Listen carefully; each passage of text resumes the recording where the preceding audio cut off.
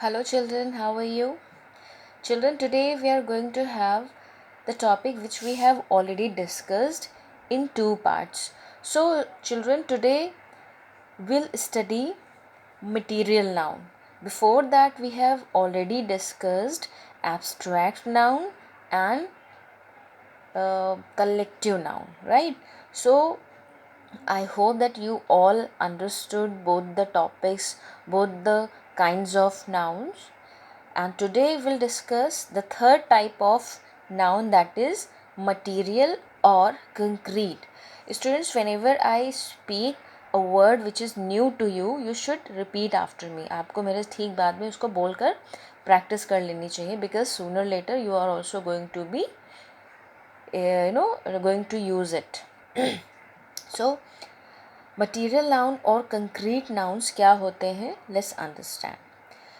Students, abstract में we understood that human qualities को हम discuss करते हैं, and the human qualities which we can't see, smell, taste, touch और hear, जिसको हम छू नहीं सकते, देख नहीं सकते हैं, और उसे फील नहीं कर उसको सुन नहीं सकते हैं.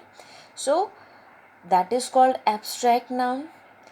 बट जो मटीरियल नाउन है, it is just opposite of abstract noun. Why? Because material यानी जो कोई मटीरियल, कोई चीज़, यानी we can touch it, we can see, right. So material और कंक्रीट नाउन्स वो नाउन्स होते हैं जो कि चीज़ों से बने होते हैं. Material nouns describe the material और substance that things are made of. यानी मटीरियल नाउन्स वो होते हैं जो चीज़ों से बने होते हैं. They are usually uncountable. Students, most of the nouns, material nouns, जो मटीरियल नाउन्स होते हैं आमतौर पर जनरली दे आर अनकाउंटेबल, यानी जिनको हम काउंट नहीं कर सकते हैं, जिनको हम गिन नहीं सकते हैं, उसको हम कहते हैं material noun. For example, gold, silver, glass, plastic, etc. So students, can you count gold? No, of course not, because gold एक solid form में होता है, तो उसको हम काउंट तो नहीं कर सकते. हाँ, गोल्ड से जो चीज़ें बनी होंगी उनको हम काउंट सकते हैं, बट हम गोल्ड को काउंट नहीं कर सकते. Same happens with silver, glass, यानी जो कांच की चीज़ें होती हैं, हम कांच से बनी चीज़ों को काउंट कर सकते हैं, बट कांच को हम काउंट नहीं कर सकते हैं. प्लास्टिक, प्लास्टिक अगेन, प्लास्टिक से बनी चीज़ों को हम काउंट कर सकते हैं, बट प्लास्टिक को तो हम नहीं काउंट कर सकते. फॉर एग्ज़ाम्पल, अगर हमारे पास 5 पेन हैं, तो we can count that there are 5 pens, but here I have 1 pen, मेरे पास एक पेन है, तो इस पेन को हम काउंट कर सकते हैं, बट इसके जो प्लास्टिक है उसको तो नहीं काउंट कर सकते हैं कि इधर वाली प्लास्टिक 1 है, इधर वाली प्लास्टिक 2 है. We can not count like this, right. I hope that you have understood with this example. Now let's see more examples, and I'll tell you that what is the right word or what is material noun in the line, but before I will ask you. So here, cotton dresses are very cheap and comfortable. So students, here which word is a material noun? Can you guess? Yes, cotton. So cotton को हम count नहीं कर सकते, but cotton चीज़ों से बना होता है. I drink milk at night. So milk, milk को हम काउंट नहीं कर सकते हैं, बट ग्लासेस, जो milk of glasses of milk को हम काउंट कर सकते हैं. My father has a diamond shop. Again एक डायमंड यानी हीरो की शॉप है, so we can not count diamond in numbers 1 2 3. Diamond को हमने पकड़ लिया और कहा कि दिस इज़ 1 2 3. नो, डायमंड से बनी चीज़ों को हम काउंट कर सकते हैं. Calcium is a good mineral for health. Again calcium जो मिनरल होता है वो हेल्थ के लिए अच्छा होता है. सो जो कैल्शियम है this is a material noun. Now guess what can be the material noun in this. Taj Mahal is built using marbles. Now students see here marbles यानी जो मार्बल है this is material noun but बहुत सारे marbles को अलग अलग जगह पर यूज़ किया गया. That's why it is use here marbles. So don't be confused. I had already told that most of the time material noun यानी ज़्यादातर जो मटीरियल नाउन्स होते हैं वो अनकाउंटेबल जिनकी हम गिनती नहीं कर सकते हैं. बट कुछ जगह पर यानी जो मटीरियल नाउन से चीज़ें बनी हैं उसको हम काउंट कर सकते हैं. I have already given you example. For example चीनी रखी हुई है राइट. तो चीनी रखी हुई है so we can not count each piece of sugar कि ये शुगर को अलग अलग दाने कर दिए. ठीक है.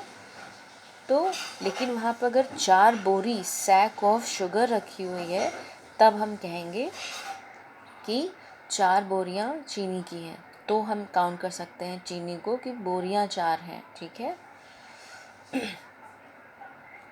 तो मार्बल्स कई मार्बल्स से बना है Taj Mahal. Most of the industries use fibre FIBRE. सो जो इंडस्ट्रीज़ हैं वो ज़्यादातर इंडस्ट्रीज़ फाइबर यूज़ करती हैं. Fibre.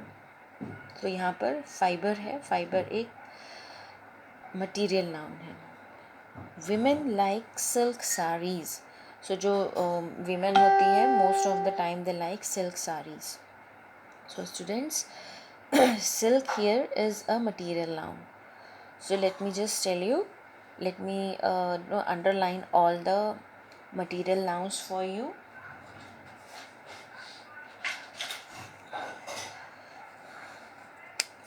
So here cotton, milk, diamond, calcium, marble, fiber and silk. Understood?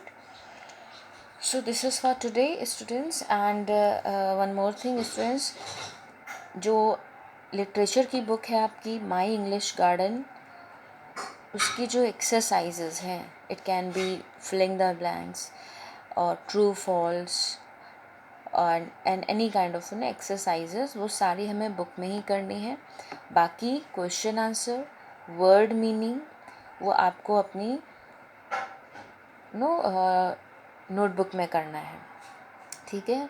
दूसरी चीज़ जब भी हम पहला चैप्टर इंग्लिश गार्डन में माई इंग्लिश गार्डन यानी लिटरेचर उसको हम लिटरेचर बोलते हैं उसमें जब भी हम कोई भी चैप्टर हम शुरुआत करेंगे तो यहाँ पर आपको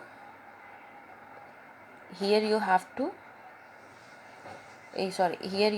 put date, then यहाँ पर चैप्टर, देन चैप्टर का नाम, फिर हम वर्ड मीनिंग स्टार्ट करेंगे. यहाँ पर कोटेशन रहेगा. नाउ सी अगेन इस जगह पर हम डेट रखेंगे, यहाँ पर हम कोटेशन डालेंगे, यहाँ पर चैप्टर नंबर, फिर चैप्टर का नाम, फिर नीचे से हम वर्ड मीनिंग डालेंगे. फिर जितनी वर्ड मीनिंग होगी हम लिख लेंगे. अगर बहुत कम वर्ड मीनिंग है then from the same page आप उसी पेज से क्वेश्चन आंसर उतार सकते हो. आपको लगता है 2 ही 3 लाइन बची हैं वर्ड मीनिंग ख़त्म होने के बाद, then you should start question answer from the next page, right. So this is I'm telling you because most of you are getting confused in making calls. So if you get this video, so listen to the last content जो मैंने अभी बोला है, because it will help you to maintain your work notebook properly in a well manner, right. And दूसरी चीज़ please work upon your handwriting because and whenever you are sending any video any click और any photo snapshot तो उसको आप देख लीजिए कि क्या आपको विजिबल है, दिख पा रहा है. अगर दिख पा रहा है तो ही आप हमें भेजें, क्योंकि मोस्ट ऑफ द टाइम्स जो आप फ़ोटोज़ भेजते हो अपने वर्क की वो दिखती नहीं है. So I would say now, let me wind up my class because it's too late. And thank you so much, students. Take care and stay home.